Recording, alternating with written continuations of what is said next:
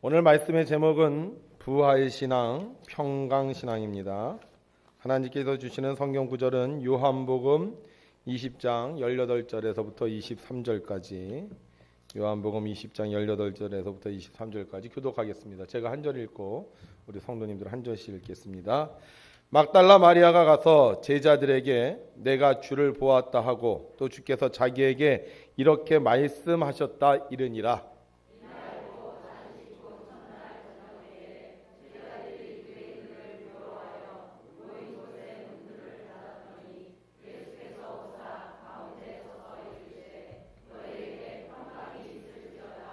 이 말씀을 하시고 손과 옆구리를 보이시니 제자들이 주를 보고 기뻐하더라.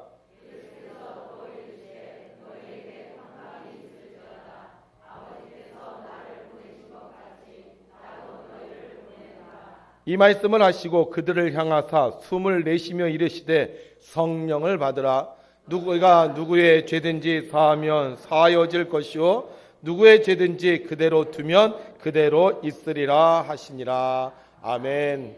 지난 한 주간도 주님의 뜻을 이루기 위해 열심히 수고하신 여러분들에게 하나님의 크신 은혜와 사랑이 함께 하시기를 주님의 이름으로 축원합니다. 우리의 수고와 노력이 결코 헛되지 않을 것이며 우리가 주님을 위해 일할 때 하나님은 이 땅을 반드시 축복해 주실 줄로 믿습니다. 어느 대학 교수가 시험 문제를 냈습니다. 뒤에는 낭떠러지, 앞에는 굶주린 호랑이가 있습니다. 당신은 어떻게 해서 이 위기를 헤쳐나가겠습니다. 그러자 학생들은 답을 적었습니다. 걸음아 날 살려라 하고 도망친다. 호랑이에게 살려달라고 빈다. 호랑이 눈을 째려본다. 운에 맡긴다. 그런데 한 학생이 아주 획기적인 답을 써서 A+를 받았습니다. 뭐라고 썼느냐? 꿈에서 깬다. 여러분들 뒤에는 낭떠러지가 있고요. 앞에는 굶주린 호랑이가 있습니다. 그렇다면 우리 신앙인은 어떻게 해야 할까요? 기도한다. 맞아요. 90점입니다. 100점짜리 답이 있죠? 뭐라고 얘기한다? 맞아요. 우리는 하나님을 찬양하는 거예요. 신앙인은 어떤 고난과 위기 속에서도 할렐루야로 하나님을 찬양하는 것입니다. 오늘도 우리 두 손 들고 할렐루야로 하나님을 찬양합니다. 할렐루야! 아멘! 네, 우리가 하나님을 찬양할 때 모든 역경과 문제와 고난들이 해결될 줄로 믿습니다. 안식 후 첫날 저녁 웬 남자들이 얼굴을 가린 채 한 집으로 모여들기 시작했습니다. 그들의 얼굴은 매우 초췌해 있었고 어깨는 축 늘어져 있었습니다. 문 안으로 들어가는 남자들은 뭔가 겁에 질린 듯 주변을 살피고는 안으로 들어갔습니다. 잠시 후 방 안에 모여든 남자들은 한숨을 쉬며 말합니다. 이보게들 어떻게 하면 좋겠나? 예수님 십체가 없어져서 유대인들이가 난리가 났대. 우리가 훔쳐간 줄 알고 우리를 찾고 있어. 아마 우리를 그냥 두지 않을 거야. 도대체 예수님 시신 누가 훔쳐간 거야? 정말 마리아의 말대로 살아나신 거 아닐까? 에이, 설마 그런 일이 일어날 수 있을까? 그건 마리아가 잘못 본 걸 거야. 예수님이 부활하셨지만 부활에 대해 알지 못하는 제자들은 마리아의 이야기를 믿지 않았습니다. 그리고 예수님의 시신을 찾는 유대인들과 로마인들을 피해 다락방에 숨어 앞으로의 일들을 이야기하고 있었습니다. 그때였습니다. 그들 사이에 갑자기 이상한 기운이 감돌더니 그곳에 갑자기 부활하신 예수님이 나타나셨습니다. 이렇게 여러분들처럼 아멘하고 기뻐하고 좋아해야 되는데 오늘 성경에 보게 되면 그렇지 않아요. 예수님이 부활하셔서 나타나는데 오히려 제자들은 두려움에 벌벌 떨고 있습니다. 예수님은 그런 제자들을 보고 이렇게 말씀하십니다. 저를 따라합니다. 너희에게 평강이 있을지어다. 예수님이 제자들에게 나타나셔서 왜 이런 인사를 하는 것일까요? 자, 지금 예수님 죽었다가 다시 살아나셨어요.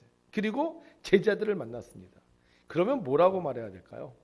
여러분들이 죽었다가 다시 여러분들의 가족들을 만났어요. 그럼 여러분들 뭐라 그러시겠어요? 아이고 얘들아 걱정 많이 했지. 아유 너희들 우는데 내가 살았어. 너희들 고민하지 마, 염려하지 마. 아마 그러지 않았겠습니까? 예수님도 그러셨을 것 같아요. 안드레 잘 있었어? 빌립 걱정 많이 했지. 바돌로메 내가 너 십자가 밑에서 우는 거 봤어. 아마 이렇게 얘기할 거라고 생각이 되는데 오늘 성경에는 뭐라고 얘기했다고? 예수님이 너희에게 평강이 있을지어다. 왜 이런 인사를 하시는 걸까? 한번 제가 제 입장에서 한번 생각을 해봤어요. 우리가 이렇게 예배드리고 있는데 지난번에 며칠 전에 돌아가셨던 분이 갑자기 여기 탁 나타나셨다. 그럼 우리 뭐라 그럴까요? 아이고 부활하셨습니까? 아이고 살아나셨습니까? 그랬겠어요? 아 귀신이다 이러지 않겠습니까? 아마 제자들도 그랬을 것 같아요. 제자들 부활을 전혀 알지 못했거든요. 그래서 예수님이 나타나셨는데 마음이 평강하지 못했어요. 혹시 귀신 아니야? 우리가 헛개배를 본 거 아니야? 지금 우리가 어떻게 된 거 아니면서 불안해할 수밖에 없었을 겁니다. 그러자 예수님 그들의 모습을 보고 금방 이해를 하시고요. 그들에게 자신의 손과 옆구리를 보여주십니다. 구멍 뚫린 손, 창자국 난 옆구리. 그제서야 제자들은 예수님을 바라보며 믿기 시작합니다. 지금 우리들 앞에 나타나신 분은 귀신이 아니라 사흘 전에 십자가에 죽으셨던 바로 그 예수님이구나. 제자들은 입을 열어 소리를 내기 시작합니다. 맞아, 예수님 맞아. 마리아의 말이 거짓말이 아니었어. 제자들의 굳었던 얼굴이 서서히 풀리면서 눈빛이 살아나기 시작합니다. 가슴은 쿵쾅거리면서 뭔가 뜨거운 것이 올라오기 시작합니다. 그들을 바라보던 예수님 다시 그들에게 말씀하십니다. 시작. 너희에게 평강이 있을지어다. 예수님은 우리에게 평강을 주고 싶어 하시는 분이십니다. 만약 예수님이 우리에게 평강 주기를 기뻐하지 않으셨다면 아마 예수님이 나타나셔서 제자들을 책망했을 것 같아요. 이 믿음이 없는 것들아, 아직도 그렇게 의심하느냐? 지난번에 마리아가 그렇게 얘기했는데 왜 믿지 못하느냐? 너희들이 내 제자냐? 그러면서 주님은 제자들을 책망하셨을 겁니다. 그러나 주님은 다시 살아나셔서 그들에게 평강을 주시기 원했기 때문에 전혀 책망하거나 핀잔을 주시는 말을 하지 않으셨어요. 오히려 뭐라고요? 너에게 평강이 있을지어다 하고 평강을 빌어 주셨습니다. 주님은 평강을 주시기에 제자들에게 오셨어요. 그런데 재미있는 건요, 문으로 들어오지 않으셨습니다. 그들이 이야기하고 있는데 갑자기 그들 가운데 나타나셨어요. 왜 문을 안 두드리셨을까? 왜 갑자기 나타나셨을까? 제 생각엔 그런 것 같아요. 제자들이 모여있는데 바깥에서 문 두드리면 놀라겠어요? 안 놀라겠어요? 놀랄 것 같아요. 누가 우리를 잡으러 왔나? 누가 우리를 찾으러 왔나? 아마 깜짝 놀랐을 거예요. 그런데 그들 가요 갑자기 임하시니까 그들이 언제나 예수님하고 함께 있었던 그 분위기 그대로 느낄 수 있었던 거예요. 여러분, 주님은 어느 날 다른 곳을 통해서 우리를 찾아오시는 분이 아니에요. 주님은 언제나 우리와 함께 하시는 분입니다. 문제는 우리가 주님을 못 알아본다는 거예요.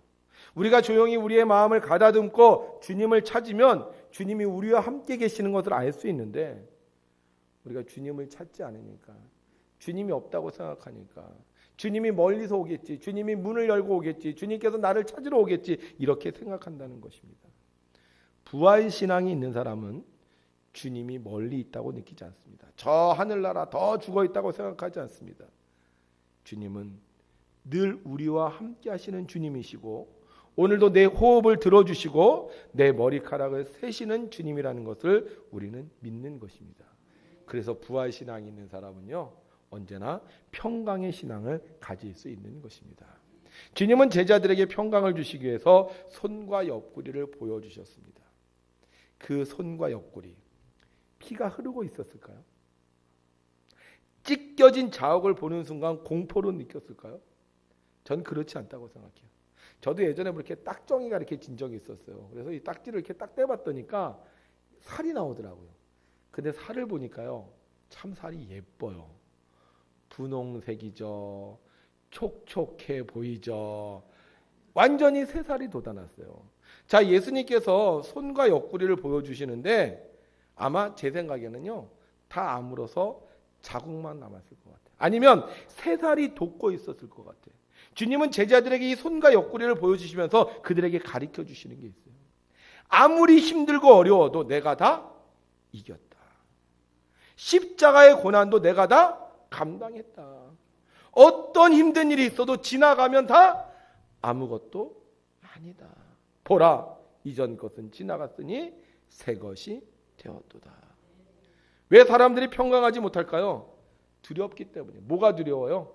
회복되지 못할까 봐 두렵기 때문에.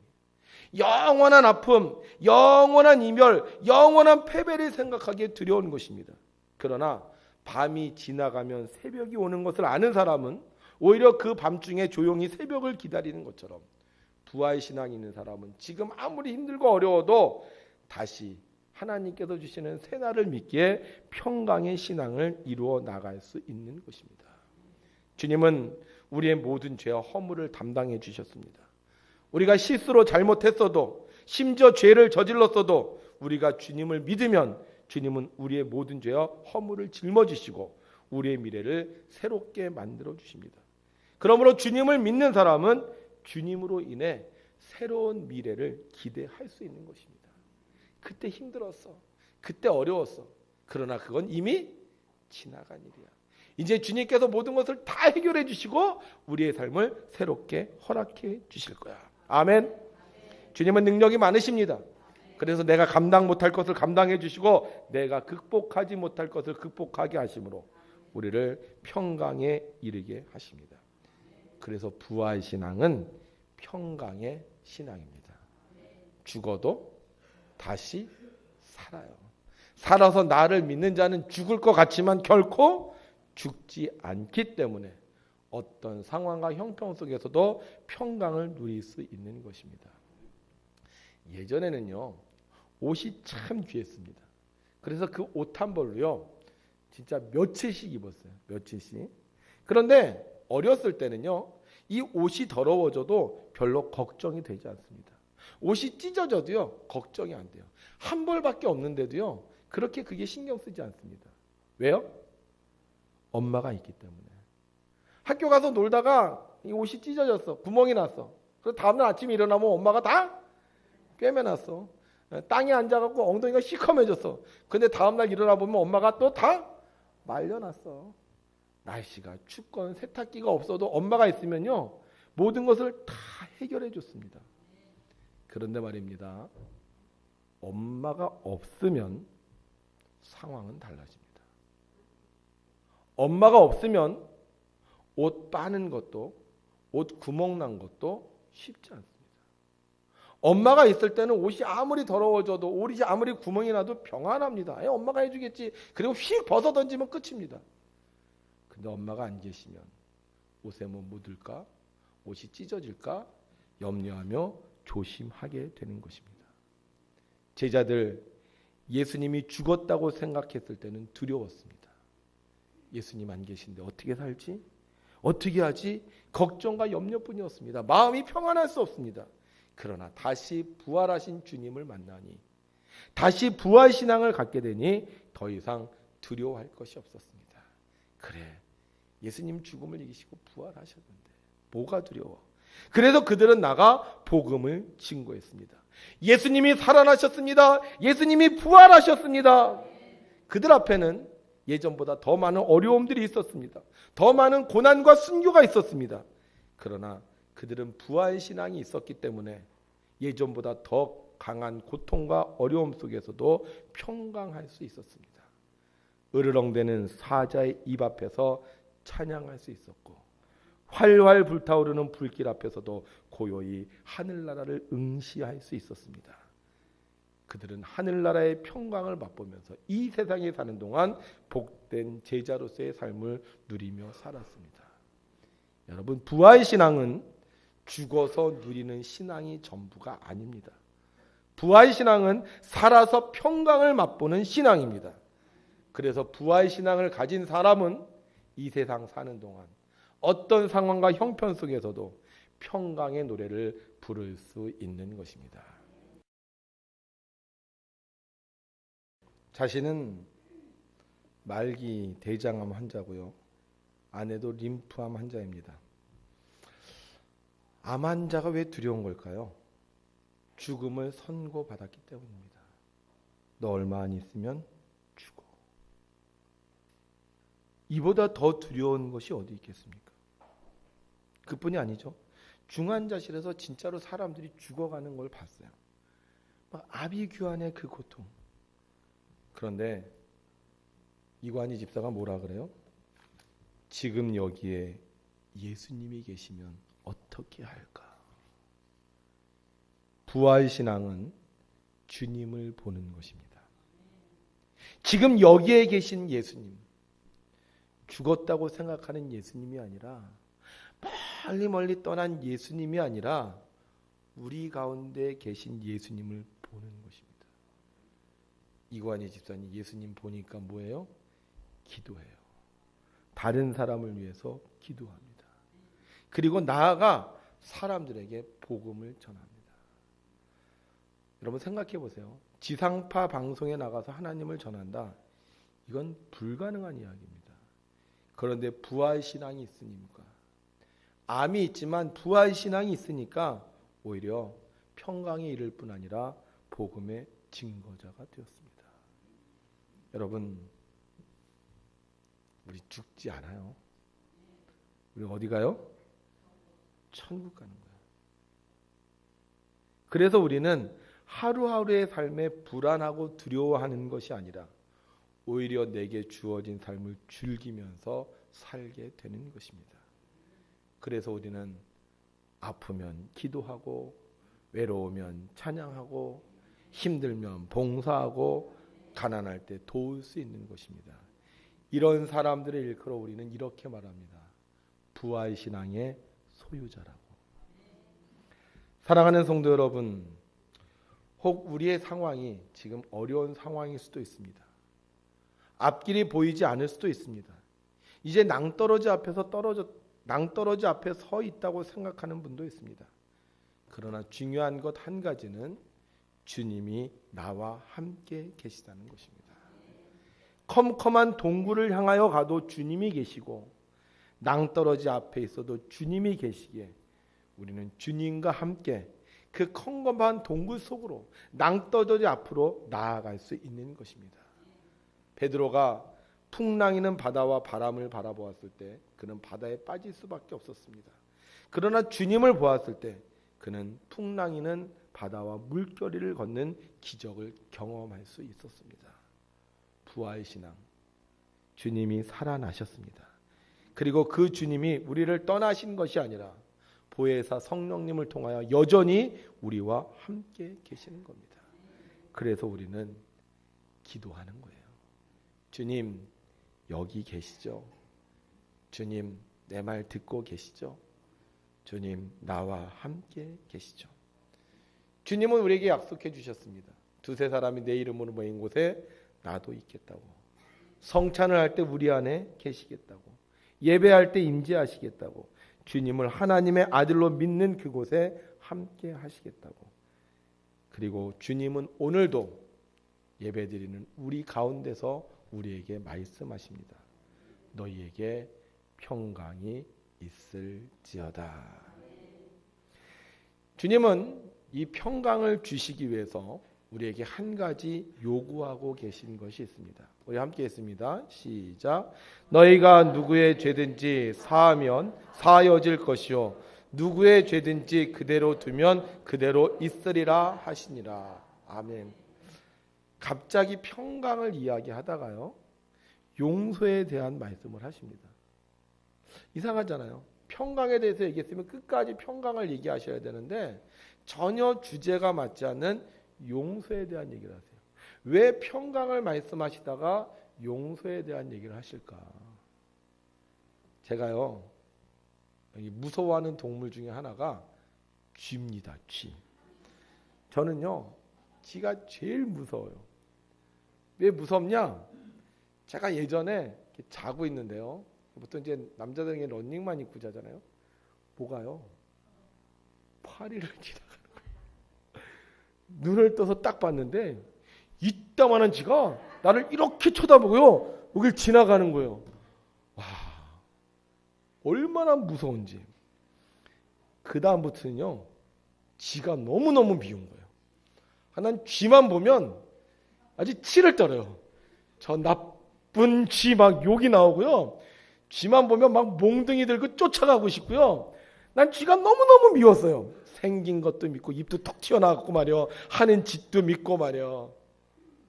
그런데 어느 날 쥐가 불쌍한 생각이 들었어요. 뭐가 제일 불쌍하냐면 쥐가요 찍소리도 못하는 게 불쌍하더라고요. 쥐가요 밤에만 돌아다니는 게 또 불쌍하더라고요. 쥐가요 쥐구멍에 볕들 있다는 희망 하나로 사는 게 불쌍하더라고요. 아직도 쥐구멍 볕 안 들었어요. 이렇게 쥐가 불쌍해지니까요 쥐가 안 무서워지더라고요. 그래서 요즘에는 쥐가 나타나면 옛날에 막 잡으려고 그랬는데 지금은 야 빨리 도망가, 빨리 딴 데 가. 평강은 두려움이 없어지면 찾아옵니다. 왜 평강이 오잖아요? 두렵기 때문에 평강이 오잖아요. 제자들, 유대인들이 예수님을 죽였고 유대인들이 우리에게 죄를 뒤집어 씌우려고 한다고 생각합니다. 그래서 이 유대인들이 미운 거예요. 이 유대인들이 두려운 거예요. 그런데 생각이 드는 거예요. 유대인, 저들은 알지 못해서, 저들은 예수님이 하나님의 아들인 것을 알지 못해서, 저들은 심판이 있다는 것을 알지 못해서, 만약 저들이 알았다면, 예수님이 하나님의 아들인 것을 알았다면, 저들에게 심판이 있다는 것을 알았다면 우리보다 더 잘 믿었을 텐데. 여러분, 평강하기 원하면 용서해야 합니다. 여러분들과의 관계에서 여러분들을 힘들게 했던 것들, 사람일 수도 있고 사건일 수도 있고 환경일 수도 있습니다. 과거일 수도 있어요. 여러분들과의 관계에서 여러분들을 힘들게 했던 그것을 용서하면 그때부터요 평강이 찾아옵니다. 어저께 미세먼지 농도가 굉장히 좋지 않았습니다. 뉴스에 계속 나왔어요. 근데 여러분들 바깥에 돌아다니면서 막 겁나고 두려워했습니까? 미세먼지 농도가 높다고 하는데요. 저는요 돌아다니면서 날 참 좋다. 이제 여름 날씨네. 야호 하고 그랬습니다. 왜 그래요? 미세먼지에 제가 당해보지 않았기 때문에 그래요. 미세먼지 나한테 지금까지 어려움을 준 적이 없어요. 그래서 저는 미세먼지가 별로 밉지 않아요. 그러니까 미세먼지가 강하다고 해도 그냥 평안하게 다닐 수 있는 거예요. 그런데 만약에 내가 미세먼지에 당했다면 어떻게 생각하겠습니까? 미세먼지가 높아? 아이고 나가면 안 되겠네. 마스크 써야 되겠네. 방독면 해야 되겠네. 이렇게 생각하지 않았겠습니까? 여러분, 우리가 평강하지 않는 이유는요 자꾸 그때를 생각해서 그래요.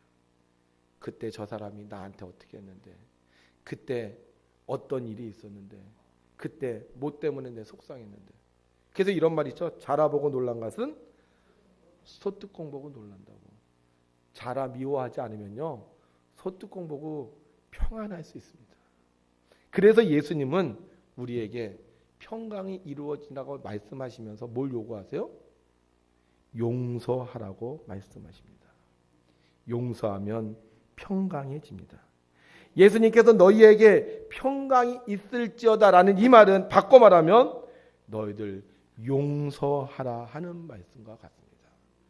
그래서 우리가 용서할 때 평강해집니다.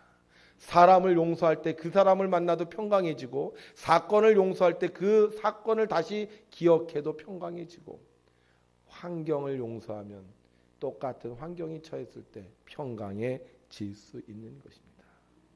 저도 가끔 용서가 안 될 때가 있어요. 그러면 이렇게 말합니다. 그럴 수도 있지. 바쁠 수도 있지. 힘들 수도 있지. 잘못할 수도 있지. 여러분들이 가끔 이렇게 조시는 분 있잖아요. 그럼 제가 뭐라고 그러겠어요? 그럴 수도 있지. 한번 해보실래요? 괜찮아요. 그럴 수도 있지. 힘들 수도 있지. 바쁠 수도 있지. 그러면 평강해집니다. 여러분, 똑같은 세상 살면서요 예수님을 믿는 사람으로서, 부활신앙 있는 사람으로서 평강하게 살아야 되지 않겠습니까? 그럼 뭐 해야 된다고요? 용서하세요.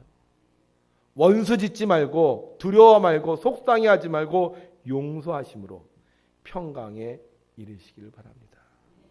병 왜 생겼어요? 그 사람 때문에 생겼어. 그때 그 일 때문에 생겼어. 그때 그 모습 때문에 생겼어. 용서하시면요, 그 병도요 평강에 이를 수 있는 것입니다. 다 용서하면 우리는 부활 신앙의 소유자가 될 줄로 믿습니다. 이 한 주간 살면서 용서할 것 다 용서하셔서 오늘 이 재단에 나오신 분 절대로 두려워하지 말고 불안해하지 말고 염려하지 말고 평강에 이르는 부활 신앙의 소유자들이 되시기를 주님의 이름으로 축원합니다.